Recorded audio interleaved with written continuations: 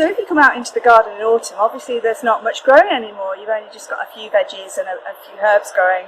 So back there in that little patch there, I've got some pak choi and some chard and some rosemary and some chives. There's not much else really at this time of year going into autumn that's plentiful. What's really interesting though is that John Evelyn really does focus on what can be done in the garden over those harsh months. Absolutely. So he's got a month-by-month breakdown of what to do in each month, but his aim is that you've always got some greens to keep you going through the winter months.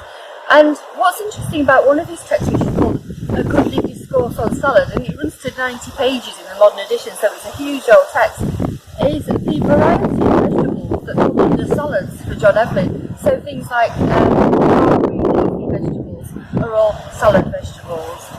Things like radishes as well, which you wouldn't normally put in that category. No, or a turnip and things like that. So all things that will grow in the autumn months into the winter to keep you going.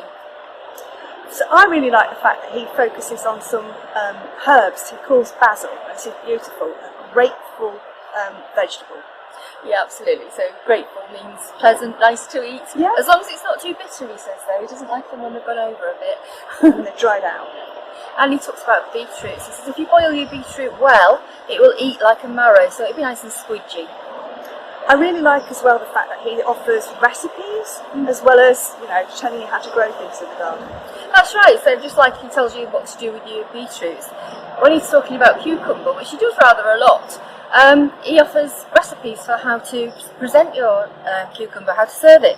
So his most basic one is this, where you slice it and you press it between two dishes to get the moisture out, or quite a lot of the moisture. Medically, 17th century people didn't like food that was too moist because it was bad for them. And then he just dresses it with salad oil and some salt and pepper. This sounds quite good. Nothing wrong with that. That's nothing too weird. So, really what you can see is that Evelyn's so interested in what we call sustainability. Really focusing on how you can move through each month of the year and provide something on your table. One of the salad vegetables that John Evelyn's got quite a lot to say about is the carrot, and he talks about the range of colours that they come in. And for John Evelyn, the yellow carrot is always his favourite. He thinks it's superior to the others in terms of flavour. So you might want to think about that in terms of ordering your seeds.